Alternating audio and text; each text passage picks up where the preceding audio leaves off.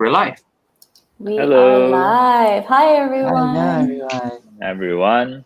It's another Welcome. pop-up career Q&A. Yep, we're here every Thursday at 12:30 to answer any and all of your career questions. So if you're here, say hi in the comments so that we know we're here. We can say hi to you. Let us know if you can hear us, if you can't hear us. But yeah, say hi. Let us know you're here. Yeah.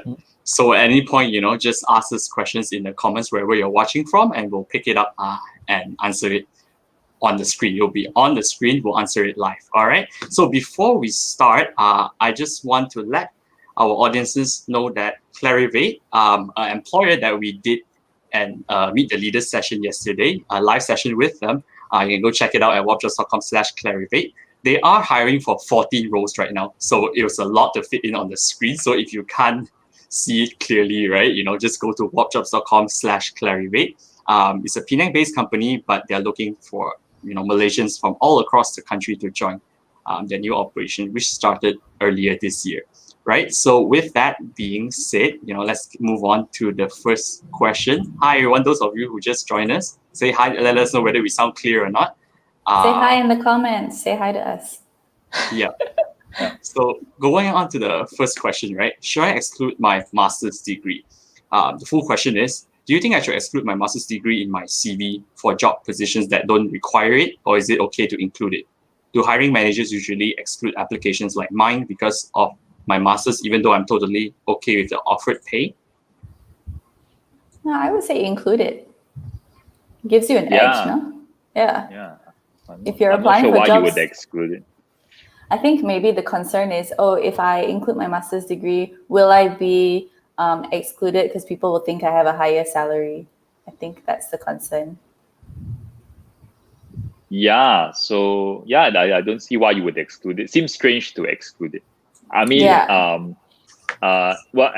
so yes, maybe some employees might be wondering whether you have a higher salary expectation, but if you're qualified enough, they shouldn't not interview you because you have a master's. Seems strange, right?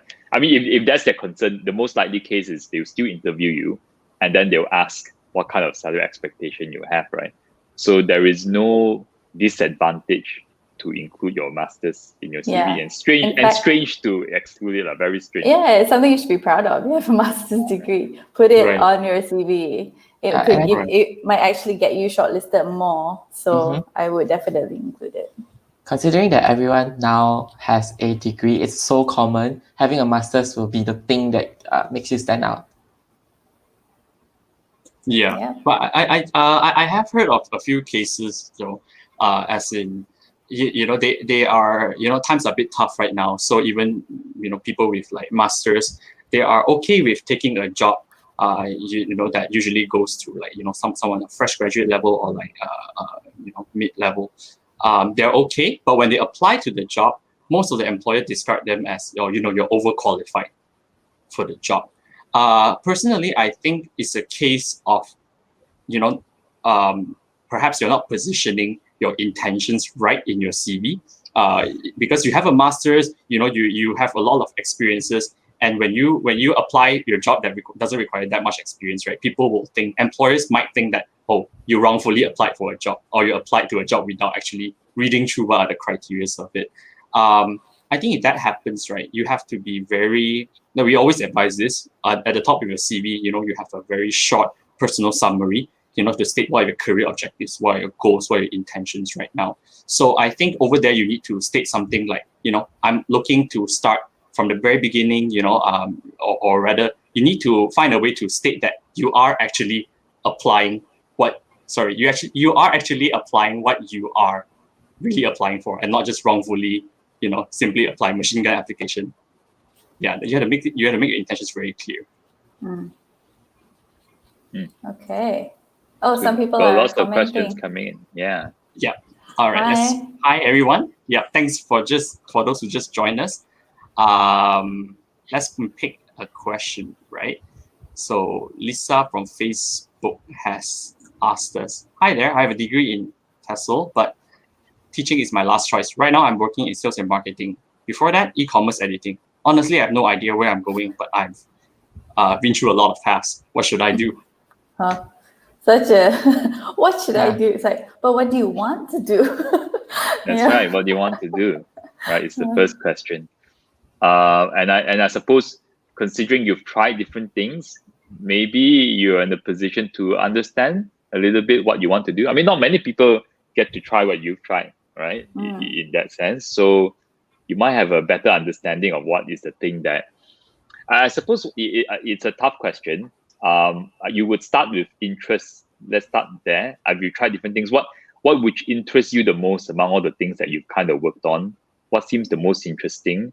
And what do you think will, I suppose, give you the most energy, if that makes sense? Like you feel like you're interested, and if you're doing this work, you seem the most energetic. I think that's probably the path that I would try first. But it doesn't mean necessarily that it's going to be the thing that that you generally are into, but you won't know though until you do it for a considerable amount of time, which is the tricky part, right? Yeah, and I agree with Derek that you should think about which job you are most energetic for, because that plays a big role. Like every day you gotta be, you gotta wake up and do it. So if it's something like you're interested in, but maybe you struggle a lot with, so it ends up making you very low energy because you're always struggling with it, like you're tired, then maybe that's not the path.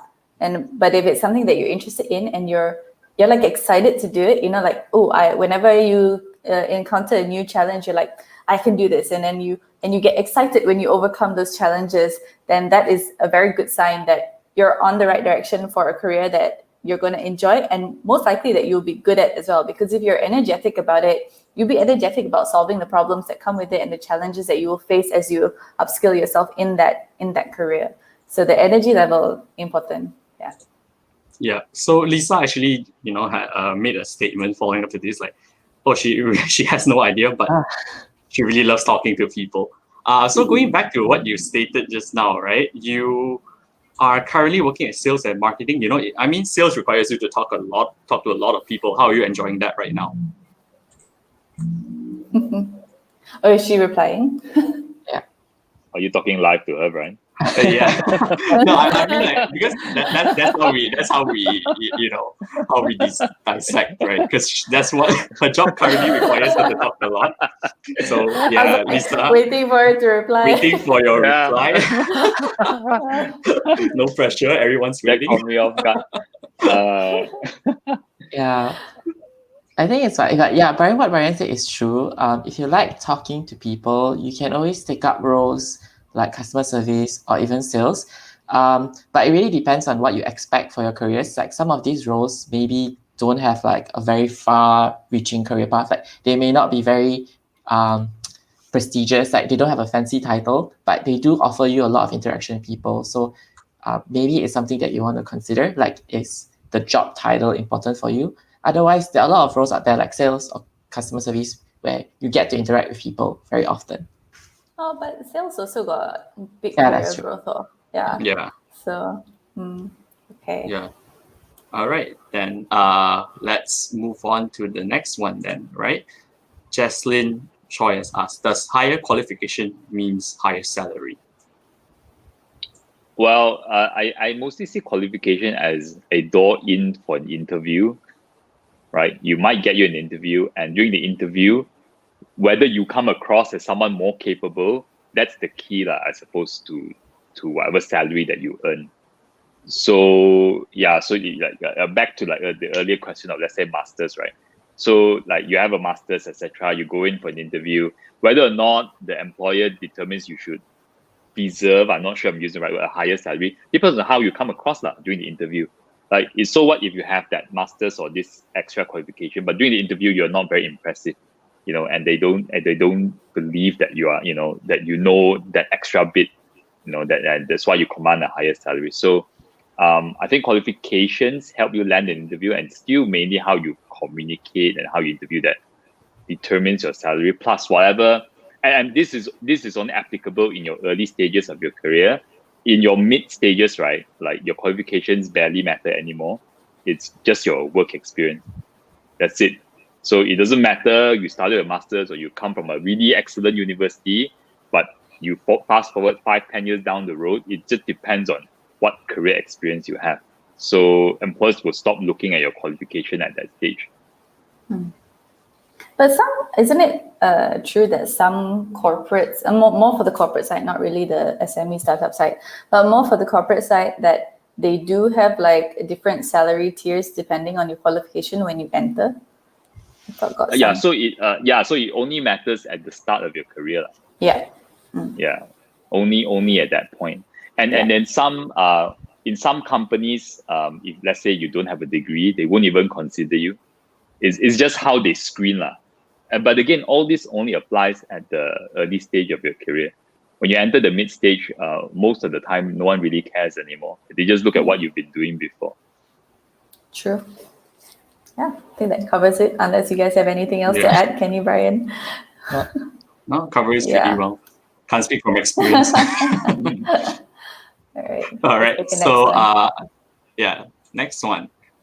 Alif mentioned, or rather asked us, changing job preference from operations and admin from old company to sales and marketing or HR during applying new job.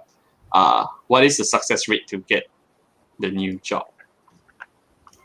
There's a lot of factors involved. But if you're talking about transferable skills, right, I think it's highly possible.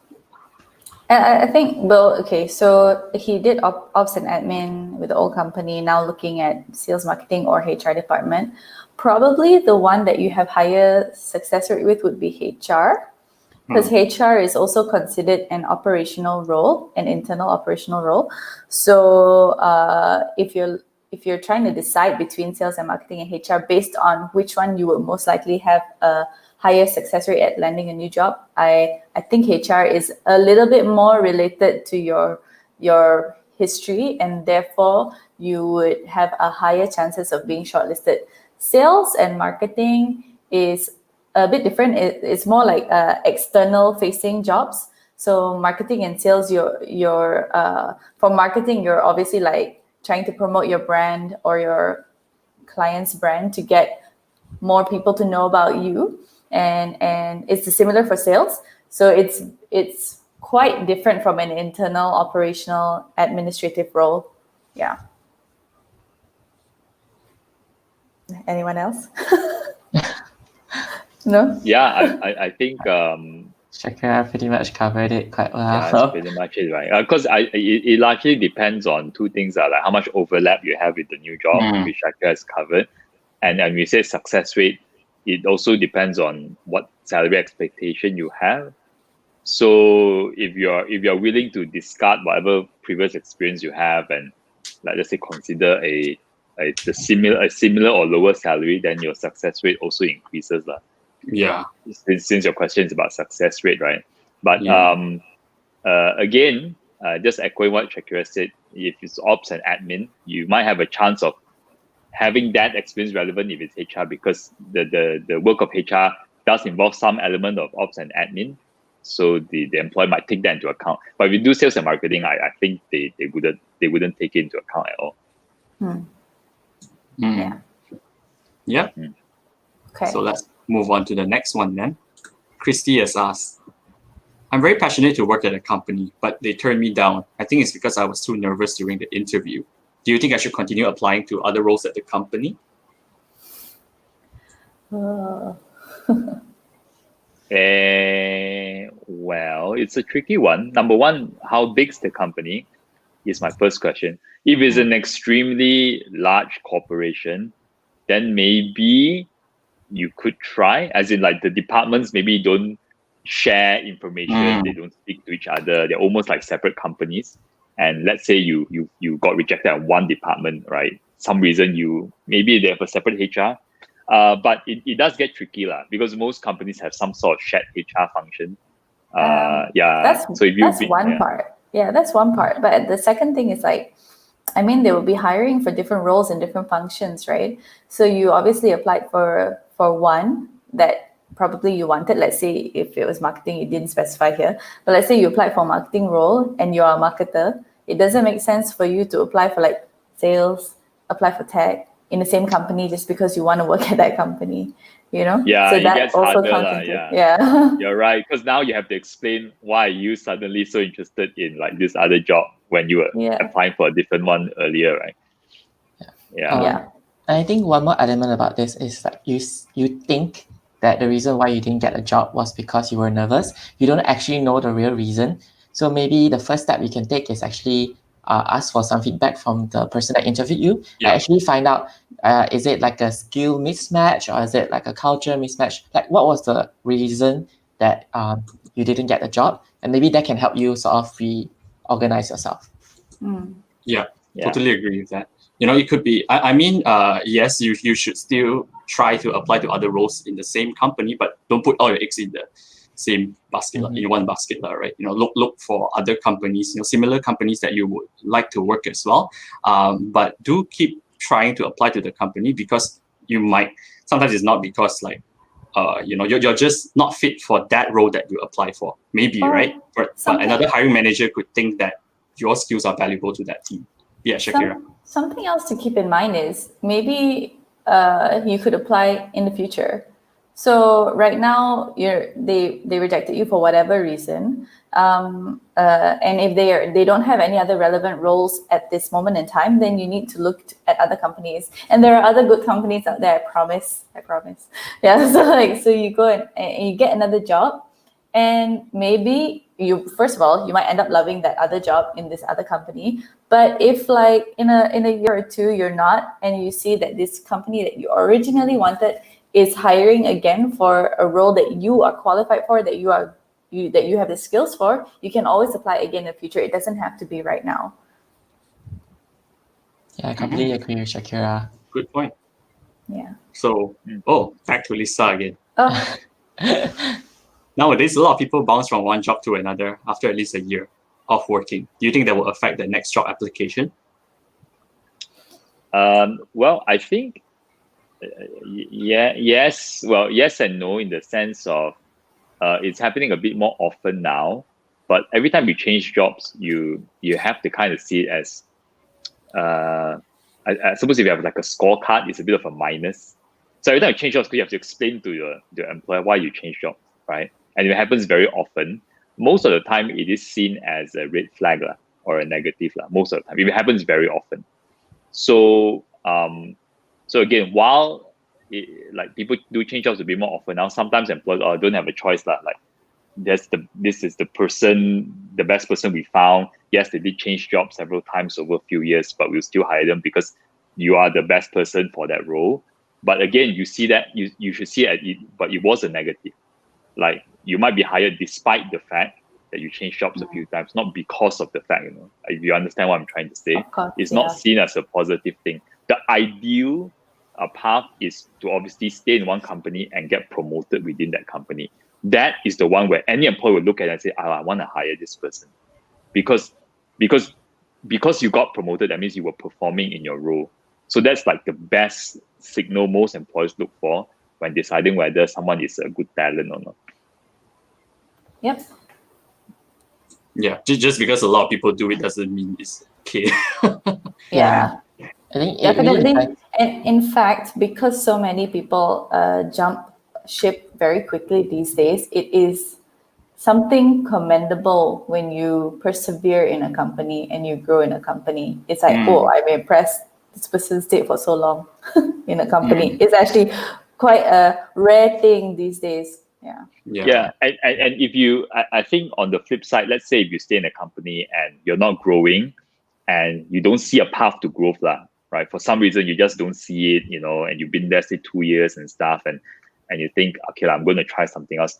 I think that's still it's fair, but make sure that you are approaching it with the right mindset, the right mentality, not changing for the sake of changing, which I think is the big problem these days.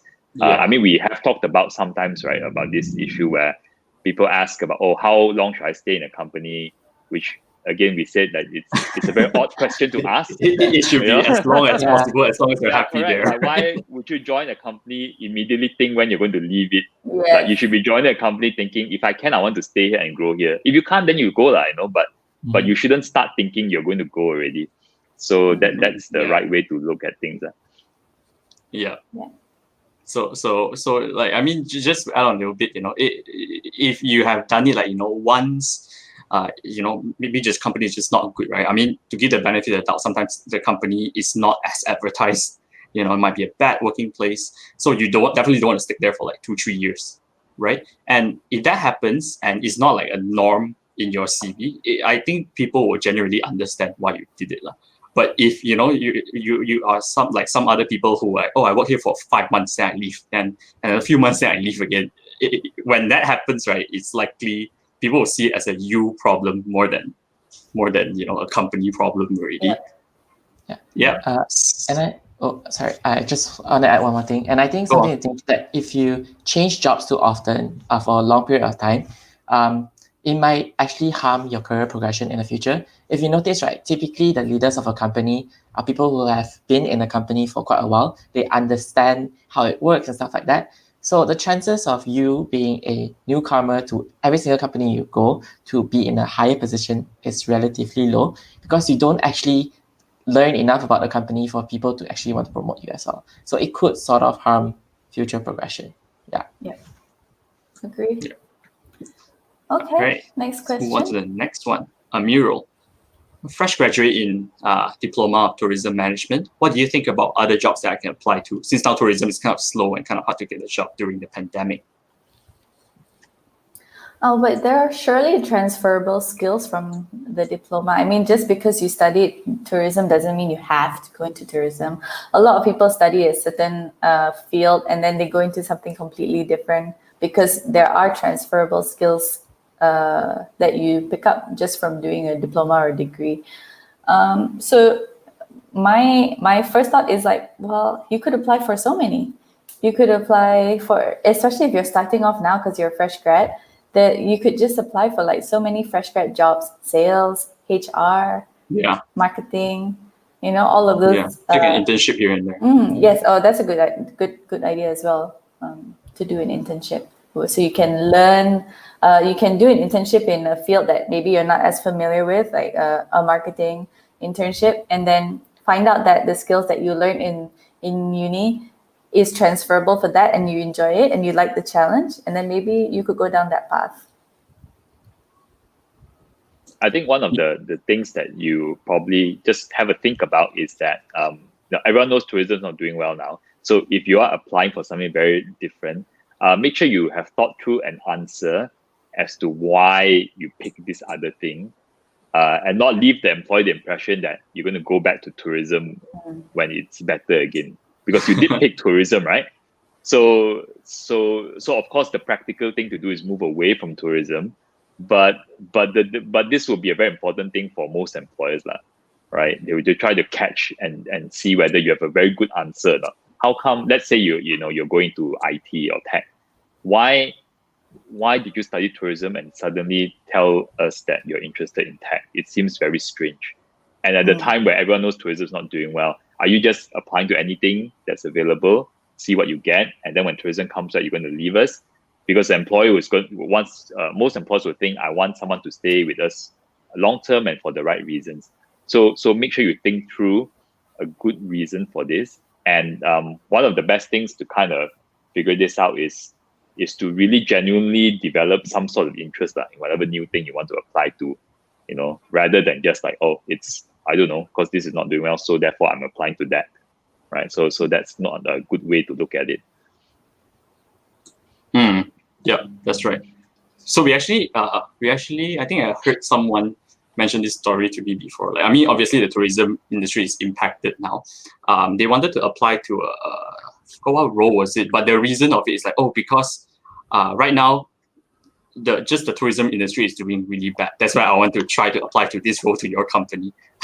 That's not an excuse, I mean, that may be true, right? But that's not how you should approach it. Now, I'm not telling you to lie. I'm telling you to, sit down right now, do a lot of research, because I'm sure that, your interest is not only to tourism, right? Yeah. You need to sit down and look at, okay, what are my other options that I would like equally, discover that, find the right reasons to join another company, rather than just like, you're my rebound employer, and once the tourism tourism industry bounces back, like, goodbye to you, and I'm chowing and I'm leaving back to what I want to actually do, right? So yeah, I'm not telling you to lie. I'm telling you to know how to market yourself with the right intentions backed.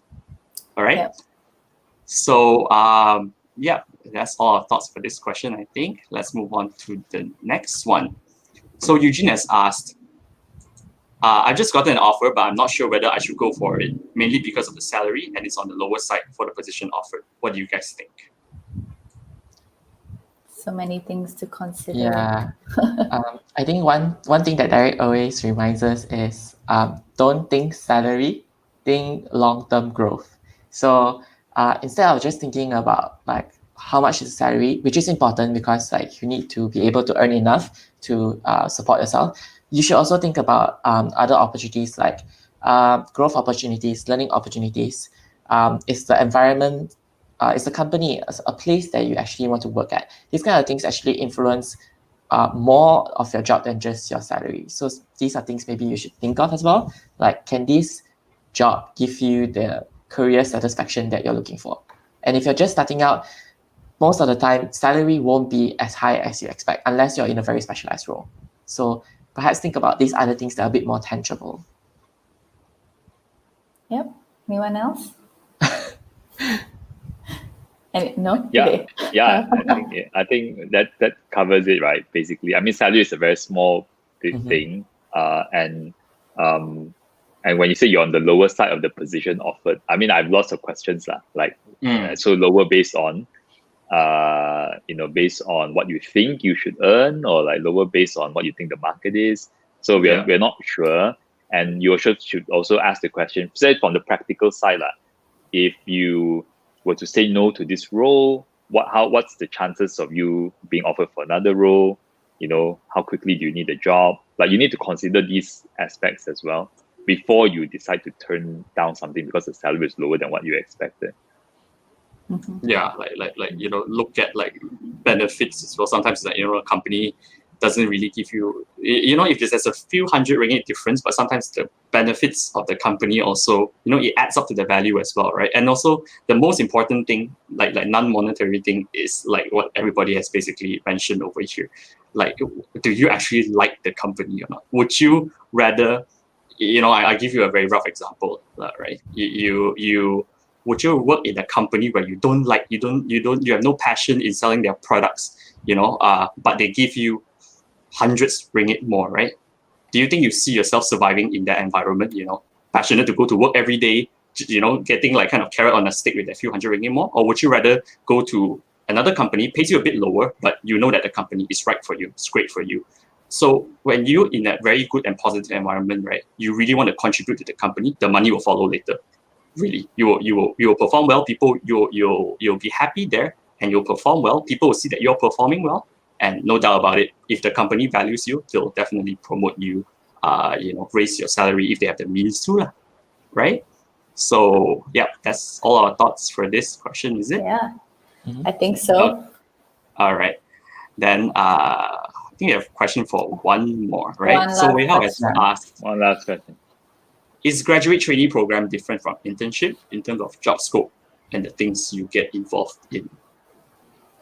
I think this does depend on the company, right? I mean, short answer is definitely yes, most definitely. Yeah. I mean, internships are short term, and companies don't expect you to be a full timer as an intern. And often internships are rarely structured. You're just kind of there, and people just give you most of the work that the full timers are not doing. I mean, most companies are like this, because you're there to earn experience, right? So you'll be doing like very administrative work typically.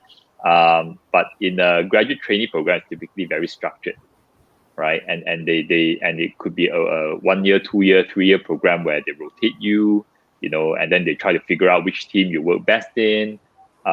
So yeah, that definitely different. Usually a graduate trainee program is they're looking for, a fresh candidate that they want to invest in and hopefully, shape you right to join the company in the long term, right?